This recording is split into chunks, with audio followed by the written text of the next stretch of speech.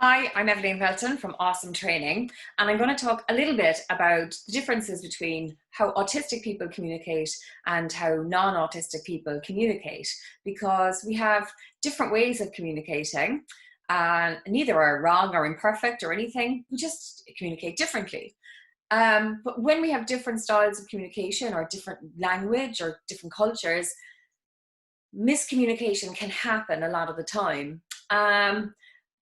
And I want to focus today on kind of signaling and mixed signals and body language and facial expression. So autistic people are pretty direct in our communication. We will say what we mean. We will not send one message with our face and another one with our words. We won't send a message with our body language and another with our words. Whereas in non-autistic communication, somebody can send two messages at once, like somebody who says, yeah, I'm fine. So the words are saying I'm fine, but their voice is telling us that they're not fine at all. And that can be confusing when you don't communicate in that way. When you send direct signals and then you get two signals at once, then you're trying to figure out which signal do I go with? Do I go with what they said with their words, or do I go with their voice? And I'm just going to use this as an example to explain what that's like for autistic people. So we're going to have a look at this. So this is a green stop sign. Now, obviously, we never see green stop signs. We always see red stop signs.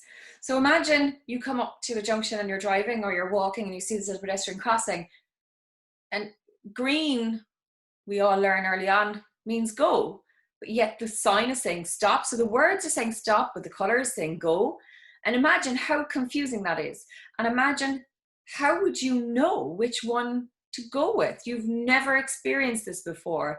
You don't have somebody there to go, oh, in this culture, we go with what the words say, not what the colors say. And you're expected to figure that out all on your own. And that's what it's like when you're autistic and non-autistic people send you mixed messages, basically one message with their voice and another with their face, or their words are different to their body language. So all of the time, it's like being at a green stop sign and trying to figure out which one do I go with. And if you go with the wrong one, then people think you're not, that you should know, that you should have known which one to pick, because they mightn't realize you're autistic. They might think you're being smart, or might think you're not being concerned about them. But because we don't communicate in that way, how would we know which one to pick? It would be like anybody coming up to traffic lights and seeing a green stop sign. How would we know which is the right one? Do we go or do we stop? And take a minute and imagine, what if you were getting these mixed messages all of the time, and how confusing and how tiring socializing would be for you if you were trying to constantly figure out what these messages were and what people meant. And if you make a mistake and go with the wrong one and someone gets offended or someone gets upset, then you also have to deal with that on top of all of this figuring out. And that's what communication can be like for a lot of autistic people, because it's not natural to us to send out signals that mean different things. We are quite direct in our communication. We say what we mean. I'm going to use an example from our Connect series of social skills books, where we break this down because it is very confusing. And if you don't have a guide or someone to tell you, then how are you going to know? So mixed signals, this is from our Connect book 2. Mixed signals, here's a little bit about it. The way non-autistic people communicate is different to our way, and it can be confusing. And here are some guidelines that I've put together to make it less confusing for kids. These are obviously books for kids, but it's the same for adults. We all deal with confusing social situations all of the time.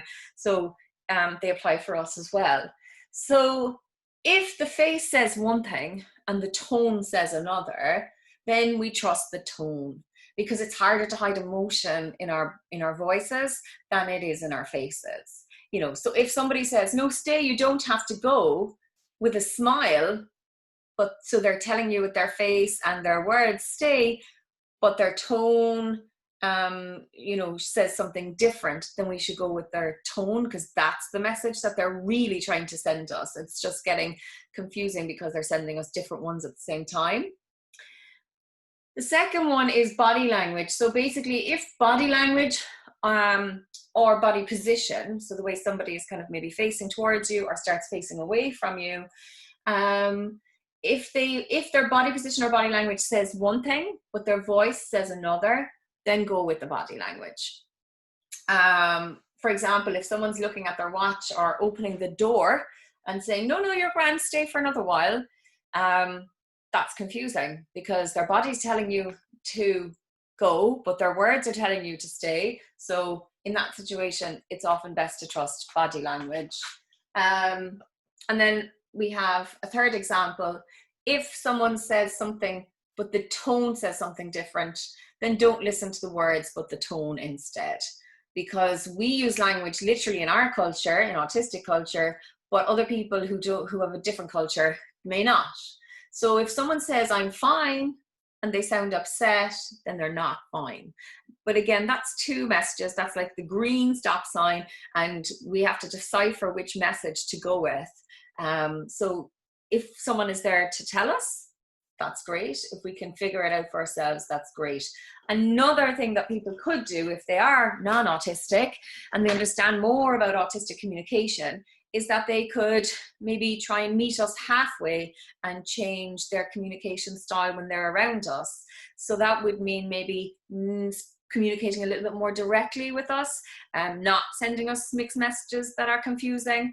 So that's a little bit about some of the differences between autistic and non-autistic communication. So I hope they help.